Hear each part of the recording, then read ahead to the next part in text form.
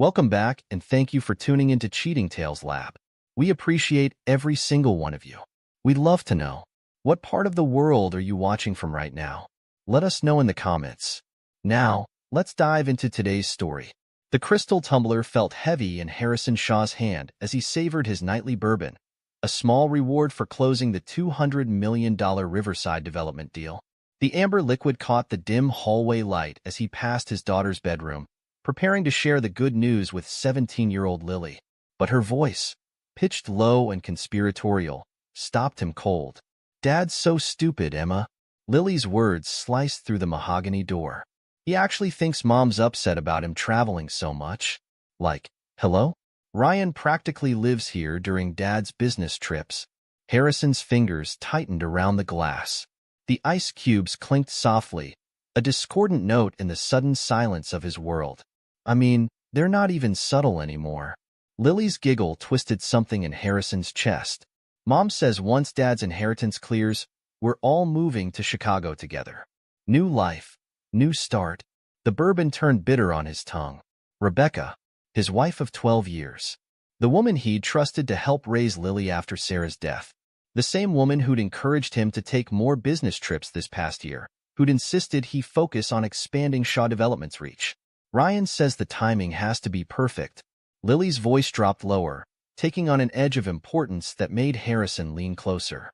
"Once they have control of Shaw Developments, the board won't have a choice about approving the marina project. Not that it matters, the environmental impact study was totally faked anyway." The glass nearly slipped from Harrison's grip. Ryan. Not just any Ryan. Ryan Blackwood. The EPA oversight director who'd fast-tracked approvals for the marina project. The same man who'd been surprisingly amenable to every modification, every deadline adjustment. Harrison pulled back from the door, his mind racing through every interaction, every meeting. Those convenient inspection schedules. The way Rebecca always knew the status of his projects. The careful questions about his father's health. He moved silently down the hallway, each step measured and controlled. In his study, he placed the untouched bourbon on his desk and pulled out his phone. Not to confront. Not yet. First, he needed to understand the depth of the betrayal. 3 calls later, his private investigator Jack Monroe was heading to the office. "I need everything," Harrison said quietly. "Every meeting, every phone call, every document that's crossed my father's desk in the last year. Your wife's activities too?" Jack's voice was professional, careful. "Especially those." Harrison's gaze fell on the family photo on his desk. Rebecca, Lily, himself. All smiling. All lies. And Jack? "I need the real environmental impact data for the marina project. The actual studies, not the ones that crossed my desk." "This is going to get expensive, Harrison." "Money's not an issue." Harrison opened his laptop, accessing the offshore accounts he'd maintained since Sarah's death. "What matters is discretion. No one can know we're looking. Especially not my daughter." After ending the call, Harrison poured himself a fresh bourbon. This one, he drained. The familiar burn couldn't match the cold fury building in his chest.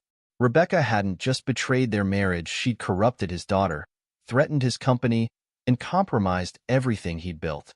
But she'd made one critical mistake. She thought she was dealing with a broken man, someone too caught up in business to notice the decay in his own home. She didn't know about Geneva, about the contingencies he'd put in place after Sarah died. She didn't know that Harrison Shaw had learned long ago never to keep all his power in one place. The next morning, Harrison maintained his routine with practiced precision. Breakfast with the family. Coffee while Rebecca detailed her plans for redecorating the sunroom.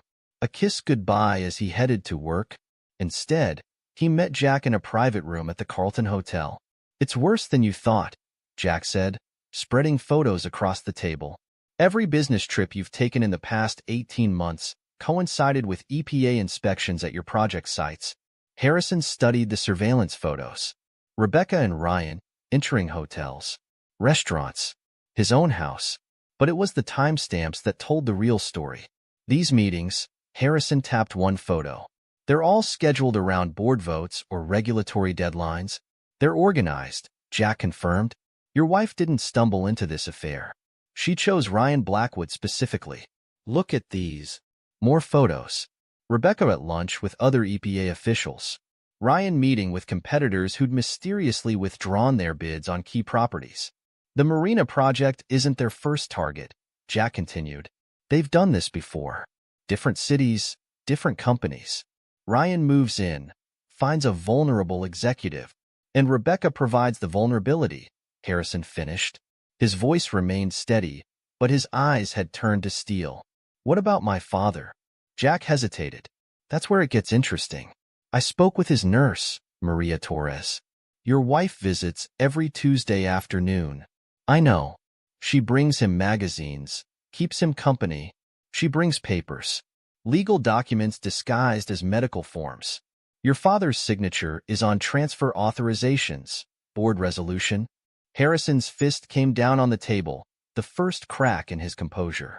He's dying of cancer, and they're using that to... He stopped, drawing in a deep breath. What's their endgame? Control. Jack pulled out more documents.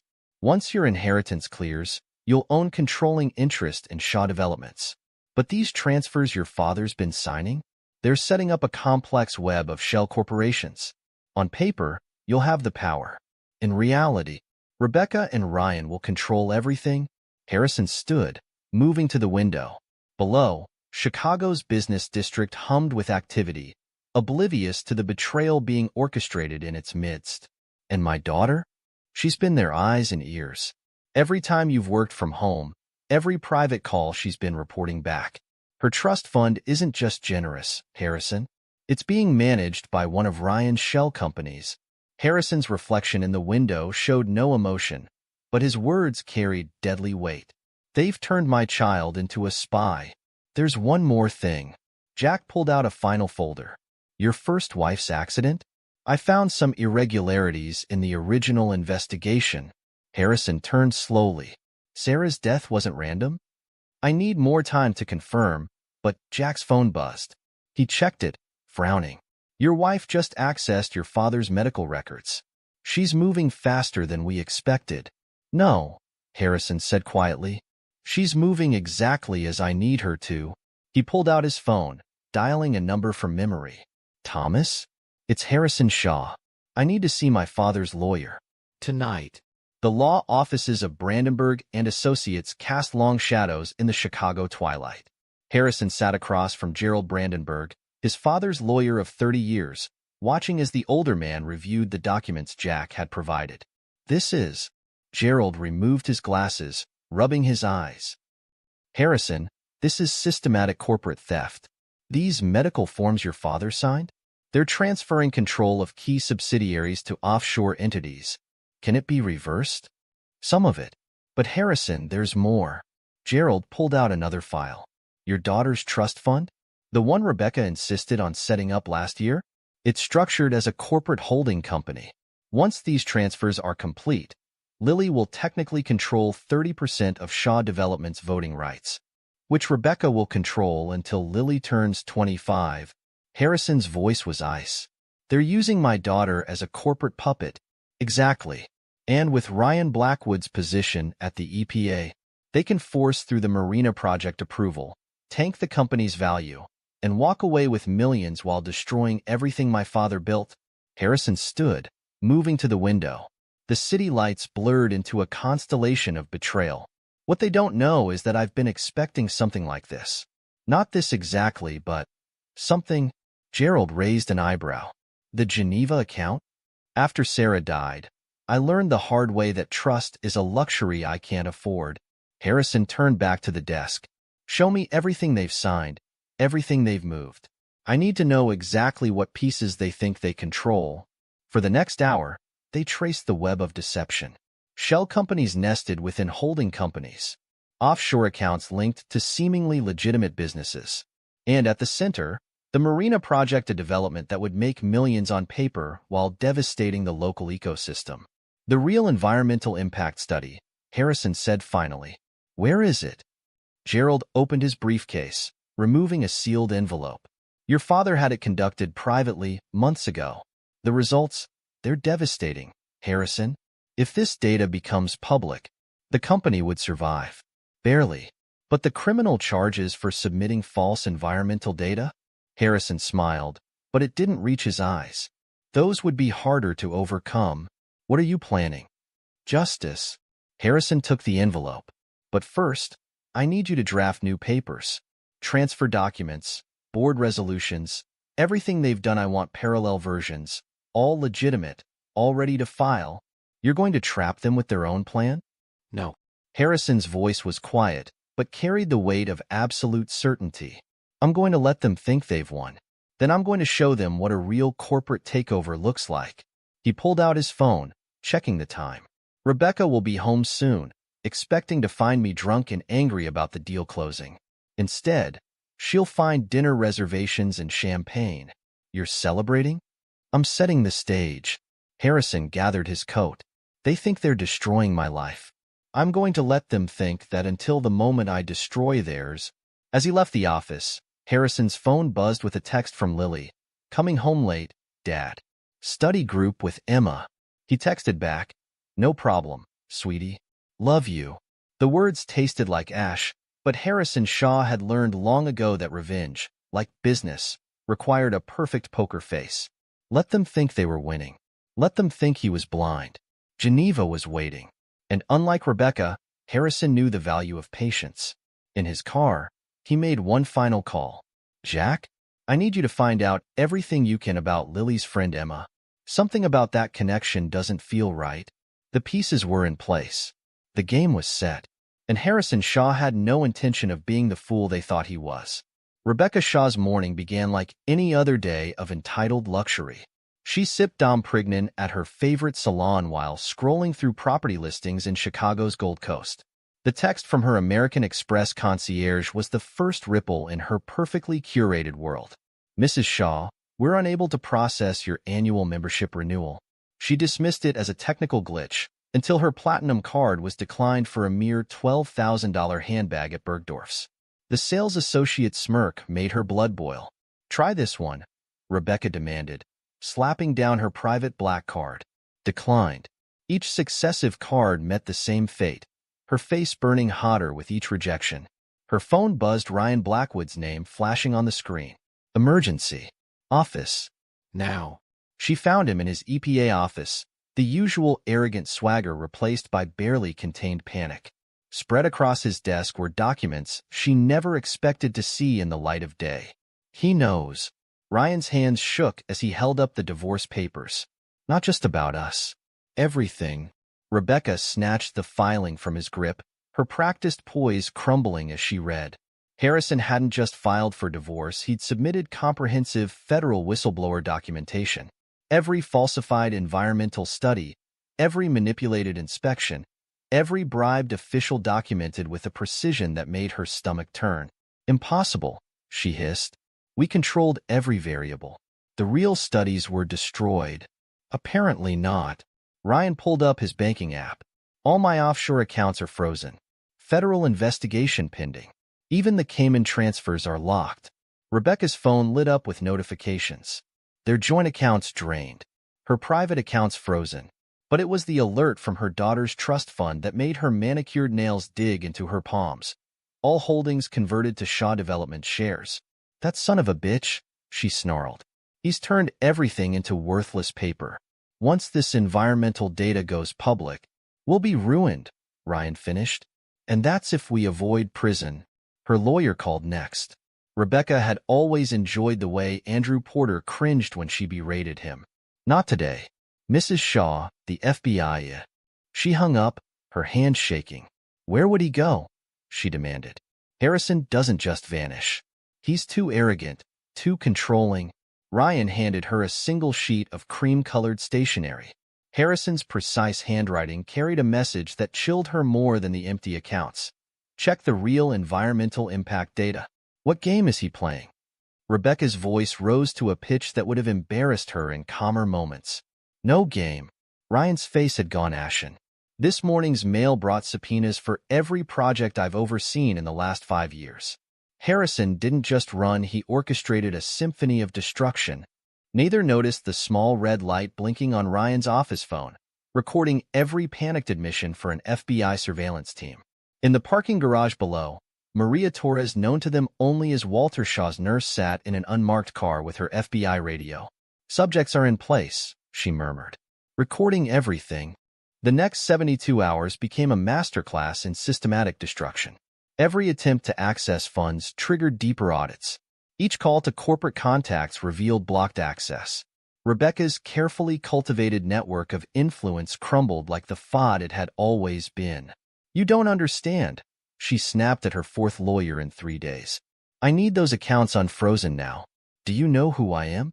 A soon-to-be defendant in a federal fraud case, Andrew Porter replied with newfound spine. "Every transaction attempt creates new evidence. You're doing their job for them, then discredit him." Rebecca's composure shattered. "Mental breakdown, creative accounting, whatever it takes. That's what I pay you for." "Not anymore. I'm withdrawing as counsel." Porter's tone shifted to one she'd never heard him use: honesty. "This isn't just environmental fraud. Money laundering, conspiracy, corporate espionage. Find a criminal defense attorney, Mrs. Shaw. You'll need one." The line went dead. Rebecca hurled her phone across her marble-floored living room, shattering a crystal vase from her wedding. She stared at the fragments, remembering Harrison's face as she'd opened that gift. Had he known even then? Had he seen through her? Her phone buzzed from among the crystal shards. "Lily." "Mom?" Her daughter's voice carried an unfamiliar edge. "Something's wrong. I tried warning Ryan about the FBI, but my calls—" "You did what?" Rebecca's blood ran cold. "On your phone?" "The one your father—" She caught herself too late. "The one Dad what?" Steel entered Lily's voice. "Did you know my phones were tapped? That every call I made trying to warn Ryan just became evidence?" "Lily, listen careful." "No, you listen." The teenager's voice cracked with fury. "The FBI just showed me transcripts. Every conversation. Every time you and Ryan used me to spy on Dad. My trust fund? It wasn't for college. It was payment for gathering intelligence. We were protecting you," Rebecca tried. "Your father's projects would have—" "Save it. They're asking about Sarah too. Dad's first wife? The accident that wasn't an accident." The line went dead, leaving Rebecca alone with memories she tried to bury. Sarah's death had been before her time, but she knew the organization had arranged it, just like they'd arranged her chance meeting with Harrison afterward. A grieving man, a sympathetic shoulder. Her phone buzzed again. Unknown number. Mrs. Shaw. A woman's voice, clinical in its professionalism. "Agent Catherine Martinez, FBI. Let's discuss your Tuesday visits to Walter Shaw's nursing home." Rebecca sank onto her imported silk sofa. The nurse. The weekly visits. The papers. "The hidden camera footage is particularly interesting," Martinez continued. "Would you like to come in voluntarily, or should we send a car?" Special Agent Catherine Martinez watched through one-way glass as Rebecca Shaw's carefully constructed world dissolved into orange polyester and fingerprint ink. Beside her, Emma, her daughter. Her ace in the hole, shed her teenage persona like an outgrown skin. "Lily's asking questions," Emma reported. "About me. About everything. She's starting to piece it together." Catherine studied her daughter's reflection in the glass. At 17, Emma had already mastered skills that had taken Catherine years to develop. "You got closer than any other agent could. Harrison's evidence combined with your recordings. It's bulletproof. It's bigger than Rebecca and Ryan now," Emma said. "Lily's talking. Names, dates, other projects. She didn't understand what she was part of, but she remembered everything. Like father, like daughter." Catherine's voice softened.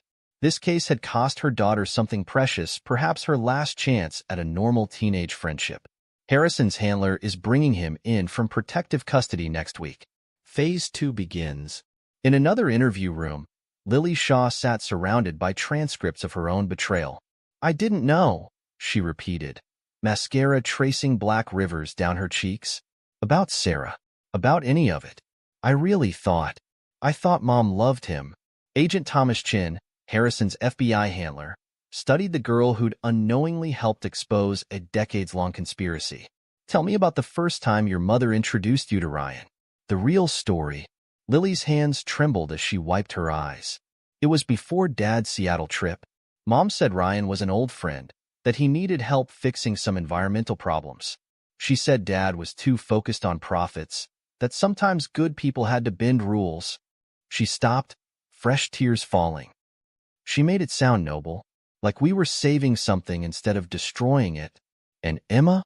Sean kept his voice gentle. When did she enter the picture? Last year. New girl at school. We just connected. Lily's voice broke. Was any of it real? Was she just another lie? Chen glanced at the mirror, knowing Catherine was listening. Emma Martinez made a choice to help stop some very bad people, just like your father did. Just like you're doing now. My father. Lily looked up, eyes red but finally clear. Where is he? Is he safe? He's safe, Chen assured her. And when this is over, you'll understand why he had to disappear. Why he had to let you think he'd abandoned everything. In her office, Catherine reviewed Harrison Shaw's latest transmission. Pages of account numbers, shell companies, offshore transactions, a decade of corruption mapped with architectural precision. But it was the last page that caught her eye, a photograph of Sarah Shaw on her wedding day, smiling at a future she'd never see. Her secure line bust. Martinez, Geneva's ready. Harrison's voice carried the calm of a man who'd waited 20 years for this moment. Time to show them what a real conspiracy looks like. Catherine smiled, thinking of Emma's sacrifice, of Lily's tears, of Sarah's photograph. Rebecca thought she'd married a businessman. She'd actually married an architect of revenge, someone who'd spent 2 decades designing the perfect trap. Now that trap was ready to spring, and Catherine Martinez had a front-row seat to what promised to be the most elegant demolition in FBI history. In his secure location, Harrison Shaw closed his encrypted laptop and studied his own copy of Sarah's photograph. Almost done? Love, he whispered. Almost done. The Chicago Tribune's front page dominated every newsstand across the city's financial district. Environmental scandal claims another. EPA Director Ryan Blackwood sentenced. Below the headline, a photo showed Ryan being led into the federal courthouse, his once pristine suit replaced by prison orange, his trademark arrogance shattered by 3 years of investigation. In a secured interview room, Lily Shaw reviewed transcripts of her own recorded conversations. At 20, she carried herself with a hardened grace that came from surviving betrayal. Gone were the designer clothes her mother had used to buy her loyalty. Instead, she wore a simple black blazer and slacks, practical armor for practical times. Special Agent Thomas Chin set another stack of files on the table. Walk me through the trust fund payments again. When did you first notice the pattern? Junior year, after Dad's Seattle project. Lily's fingers traced the deposit records. $10,000 appeared after I told Mom about his private calls. $20,000 after I forwarded his emails. She called them performance bonuses for helping protect the environment. Chen nodded, opening a folder filled with surveillance photos. Your mother was systematic. Each payment coincided with specific information leaks. I was so stupid. Lily's laugh held no warmth. The amounts kept growing. $50,000 after I installed her special software on Dad's home office computer. $100,000 when I started recording his board meetings. She picked up one of the photos Rebecca at a charity gala, arm in arm with another CEO who'd later been indicted. How many others were there before Dad? We've confirmed 3 other executives. All development companies, all with major environmental projects. Chun spread out more photographs. Your mother spent years perfecting her approach. Find a vulnerable target, usually a widower or recent divorcee. Establish emotional connection. Then slowly compromise them through their children, like she did with me. You were different, Lily. You fought back. Your testimony has helped us unravel corruption cells in 12 states. Across the building, Rebecca Shaw sat in her own interview room, orange jumpsuit clashing with her still-perfect manicure. Federal prosecutor Diana Hawthorne reviewed notes from 3 years of investigation. Let's discuss the Marina project timeline, Hawthorne said. When did you first target Harrison Shaw? Rebecca's smile didn't reach her eyes. You make it sound so calculated. Harrison was grieving. I provided comfort, like you provided comfort to James Anderson in Seattle? Or Michael Chan in San Francisco? Hawthorne slid more photographs across the table. Both widowers. Both with teenage children. both running companies with major environmental projects. Mere coincidence. What about Sarah Shaw's accident? Still claiming that was coincidence too. For a moment, Rebecca's mask slipped. That was before my involvement. I simply followed the established protocol. Protocol from whom? You know I won't answer that. Her composure returned. But I will say this: Harrison was supposed to break. They all break eventually. Instead, she gestured at her prison uniform. Well, you can see how that turned out. A commotion erupted in the hallway. Ryan Blackwood, being escorted to his sentencing hearing, caught sight of Rebecca through the door's window. His face contorted with rage. "You promised me protection," he shouted, struggling against his guards. "You said the offshore accounts were untraceable." Mr. Blackwood, his lawyer, attempted to intervene. "She planned everything. The fake studies, the bribes, Sarah Shaw's death, it was all Rebecca. She's been running this operation for years." As guards dragged him away, Rebecca's carefully constructed defense crumbled under the weight of Ryan's desperate accusations. The private banking floor of Credit Suisse exuded old-world discretion, from its mahogany panels to the hushed conversations in multiple languages. Harrison Shaw sat across from Anton Mueller, the bank's chief of private client services, watching as a vault sealed for 2 decades was finally opened. "The documents remained exactly as you left them, Mr. Shaw," Mueller said, placing a weathered leather portfolio on the desk. Though the FBI's authentication request was unusual, Special Agent Catherine Martinez observed as Harrison opened the portfolio. Inside lay the fruits of 20 years' patience. Photographs, account ledgers, trading records, a meticulously documented trail of corruption. But the true prize was a single USB drive containing every original environmental impact study his father had commissioned. Walter Shaw was thorough, Martinez noted, examining a particularly detailed series of photographs showing Rebecca meeting with known environmental crime figures. "He tracked them for years. My father understood patience." Harrison's voice carried no emotion as he sorted through 2 decades of evidence. He knew they'd try again after Sarah. He just needed someone they'd underestimate. So he let them send Rebecca. Knowing I'd already established the Geneva account, knowing I'd recognized their pattern when it emerged, Harrison allowed himself a small smile. They thought they were corrupting another grieving executive. They didn't realize they were walking into a 20-year trap. The evidence from Geneva went far beyond Rebecca and Ryan. It exposed a network of corrupt officials spanning multiple agencies, compromised environmental projects across 3 continents, and a web of shell companies that made the Marina project look like a high school science experiment. "This is just the beginning," Martinez said, reviewing account numbers that led to more prominent names. "With these records, we can track the money all the way to the top." "That was always the plan." Harrison closed the portfolio. "My father knew direct confrontation would fail. They killed Sarah for far less evidence than this. He needed someone on the inside, someone they thought they could control. And they chose you. They chose poorly." The federal courthouse buzzed with tension as Rebecca's sentencing approached. 3 years of investigations had exposed corruption at every level of environmental oversight, but today justice would finally catch up with its architect. Judge Eleanor Martinez studied the pre-sentencing report, her expression growing darker with each page. Before pronouncing sentence, several matters must be addressed. She fixed Rebecca with a steely gaze. The death of Sarah Shaw was not an accident. Evidence gathered by Walter Shaw and later compiled by Harrison Shaw proves conclusively that it was orchestrated by the defendant's organization. Mrs. Shaw was targeted after discovering fraudulent environmental impact studies, the same pattern of corruption this court has spent 3 years unraveling. Rebecca's face remained impassive, but her knuckles whitened as she gripped the defense table. Furthermore, the judge continued, the defendant's subsequent marriage to Harrison Shaw was not coincidence but calculation. The court has reviewed evidence showing a systematic pattern of targeting bereaved executives through their children, using family connections to facilitate environmental crimes. In the gallery, Lily watched her mother's mask finally crack. Every bedtime story, every shopping trip, every moment of supposed maternal love all exposed as tactical moves in a decades-long con. The cooperation of Emma Martinez provided crucial documentation of the defendant's methods, Judge Martinez noted.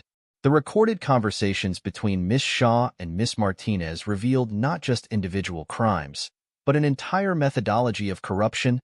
Lily glanced at Emma, seated with Catherine across the courtroom. Their friendship had survived the truth perhaps because Emma's initial deception had led to something genuine.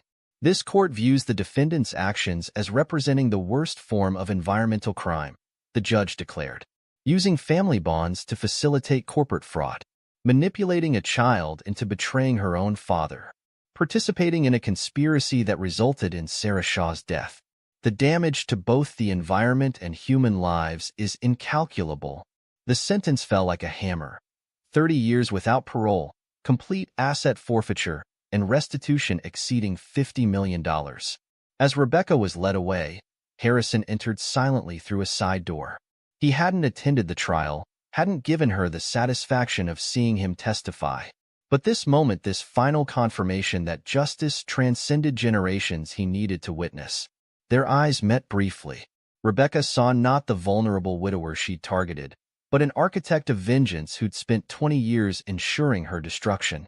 Harrison saw not his wife of 12 years, but a trap that had finally snapped shut on its maker. Later, in his restored office at Shaw Developments, Harrison arranged 3 photographs on his wall. Sarah, smiling on their wedding day. His father, whose patient accumulation of evidence had made justice possible. And a new addition, Lily and Emma at their college graduation, proof that truth could forge stronger bonds than deception. Between them, he placed the original environmental impact study from Geneva, a reminder that some legacies are measured not in profit margins, but in debts finally paid. A knock at his door preceded Lily's entrance. "Dad? The FBI's task force wants to brief us. They've identified 3 more companies with suspicious environmental studies." Harrison turned to his daughter, seeing in her face the strength that had emerged from betrayal. "You're still working with them?" "Emma and I both are. Someone has to protect the next family they target." Lily moved to stand beside him, studying the photographs. "I understand now why Grandpa kept gathering evidence even when he couldn't use it. Why you waited so long to spring the trap." "Justice requires patience," Harrison said, "and strength to see it through. Like you had. Like we all did." Outside his office window, Chicago's skyline reached toward the future. Somewhere in those towers, other corrupt networks were already moving to fill the void left by Rebecca's organization. But they'd find a different landscape, now one where truth had proven stronger than greed, and justice no longer required a grieving man's lifelong vengeance to prevail. The real environmental impact study remained in Geneva, proof that some victories aren't measured in stock prices or profit margins, but in the simple triumph of right over wrong, of patience over corruption, of truth over the most elaborate lies. In his desk drawer, Harrison kept one final piece of evidence, a photograph he'd never shown the FBI. It showed Rebecca meeting with a figure whose identity would shake the very foundations of environmental oversight. But that, he knew, was a battle for another day. Some traps required decades to set, and Harrison Shaw had learned the value of patience. Epilogue. 10 years later. The Federal Correctional Institution in Waseca, Minnesota, was a far cry from Rebecca Shaw's former Gold Coast penthouse. The woman who once orchestrated environmental crimes worth billions now spent her days in an 8x10 cell, her designer wardrobe replaced by prison-issue khaki, her perfectly manicured hands roughened by mandatory labor. 13 years into her 30-year sentence, with all appeals exhausted, Rebecca's arrogance had finally crumbled. The isolation wing where she resided, a consequence of multiple attempts to manipulate other inmates, offered ample time to reflect on her downfall. Her last visitor had been 3 years ago, a federal prosecutor seeking information about other members of her organization. Rebecca's attempt to negotiate had backfired spectacularly when they revealed they already had everything they needed from Ryan Blackwood. Ryan, her former partner in crime, had broken completely. Serving his 25-year sentence in a medium-security facility in Colorado, he'd turned state's evidence against everyone he'd ever worked with. His cooperation had helped unravel corruption cases in 14 states, though it hadn't reduced his own sentence. The last Rebecca heard, Ryan spent his days in protective custody, jumping at shadows, convinced that former associates would eventually reach him. His fears weren't entirely unfounded. 3 other members of their former network had met suspicious ends in various prisons across the country. Meanwhile, Shaw Developments had not only survived but thrived. Harrison's exposure of the corruption ring had ironically positioned the company as a leader in environmental compliance. Under his leadership, they'd pioneered a transparent approach to development that set new industry standards. The Chicago Business Journal's latest profile of Harrison, Shaw painted a picture of redemption and innovation. The article sat on Rebecca's metal desk, its headline a daily reminder of her failure. Shaw Developments leads Green Revolution. CEO Harrison Shaw receives Presidential Environmental Award. The photo showed Harrison at the White House ceremony, distinguished in his 50s, still handsome but harder somehow. Beside him stood Lily, now 30, a federal prosecutor specializing in environmental crimes. The irony wasn't lost on Rebecca. The daughter she tried to corrupt had become a weapon against everything she'd built. Emma Martinez featured in the article too. After graduating from law school, she joined Lily in the Justice Department. The friendship Rebecca had tried to exploit had evolved into a formidable legal partnership. Together, they'd secured convictions in some of the largest environmental fraud cases in history. Catherine Martinez had retired from the FBI, but her legacy continued. The task force she'd helped create had expanded into an international operation, tracking environmental crimes across borders. She still consulted occasionally, especially when Shaw Development's expertise was needed to unravel complex corporate fraud. The old nurse, Maria Torres, the undercover agent who documented Rebecca's manipulation of Walter Shaw, had received a commendation for her role in the investigation. She'd gone on to train other agents in long-term undercover operations, using the Shaw case as a template. Walter Shaw hadn't lived to see Rebecca's sentencing, but his foresight had changed environmental law enforcement forever. The evidence he'd accumulated, combined with Harrison's strategic patience, had exposed corruption at every level of regulatory oversight. The file Harrison had kept in Geneva didn't just end Rebecca's organization, it sparked investigations that reached into corporate boardrooms, regulatory agencies, and even Congress. Each conviction carried a piece of Walter Shaw's legacy, a testament to one man's dedication to justice. Sarah Shaw's death had finally been officially ruled a homicide, though the actual perpetrators remained elusive.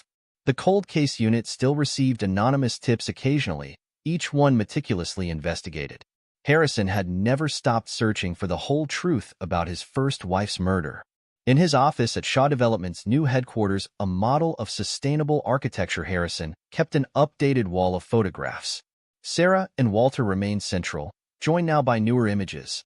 Lily receiving her law degree, Emma and Catherine at FBI awards ceremonies, the dedicated team that had helped rebuild the company.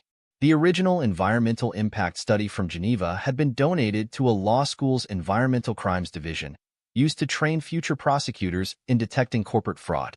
Its findings had helped establish new standards for environmental review, turning Shaw Development's darkest hour into a catalyst for industry-wide reform. Lily's personal life had taken an unexpected turn. She'd married David Chin, son of Agent Thomas Chin, creating another bond between the families that had exposed Rebecca's crimes. Their 2 children would never know their grandmother except as a cautionary tale about greed and betrayal. The trust fund money that Rebecca had used to buy Lily's complicity had been channeled into a foundation supporting environmental whistleblowers. Each year, it helped expose new crimes, protect new witnesses, and ensure that other families wouldn't face the same corruption that had nearly destroyed the Shaws. Emma had declined to follow her mother Catherine into the FBI, preferring to fight environmental crime from the Justice Department, but she'd inherited Catherine's instincts. Her current investigation, still confidential, suggested that some of Rebecca's old associates had started rebuilding their network. Harrison watched these developments with careful attention. The photograph he'd kept hidden, the one showing Rebecca with a figure whose identity could shake environmental oversight to its core, had finally served its purpose. The investigation it sparked was proceeding quietly, methodically, with the same patience that had brought Rebecca down. In her prison cell, Rebecca had one final reminder of her defeat. The commissary television occasionally showed news about Shaw Development's latest environmental initiatives. Each broadcast was a testament to what she'd failed to destroy, a company that had emerged stronger, more principled, and more successful than ever. She'd written to Lily once, years ago, attempting to manipulate her daughter one last time.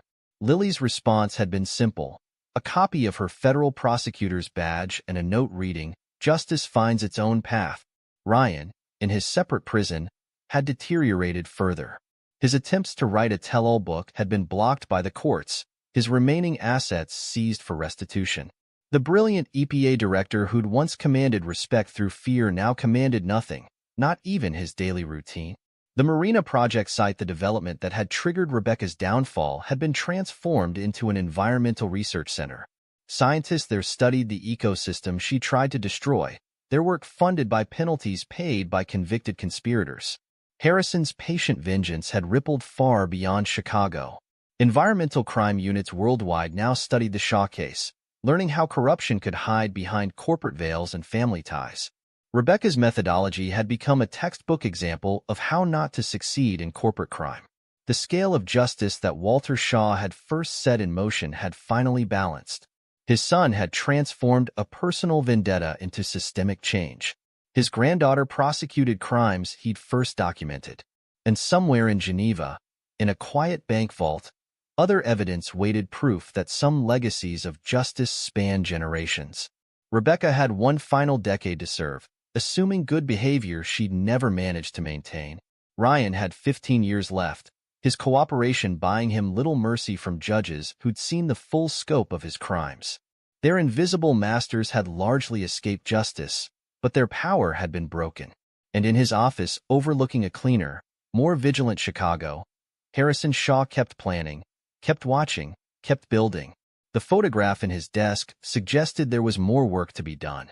But he had learned from his father that justice requires patience, and from Sarah that some debts demand a lifetime to repay. The environmental impact study in Geneva had started it all. But it was the impact of truth, slow-moving but unstoppable, that had finally written an ending even Rebecca couldn't corrupt. This is where our story comes to an end. Share your thoughts in the comment section. Thanks for your time.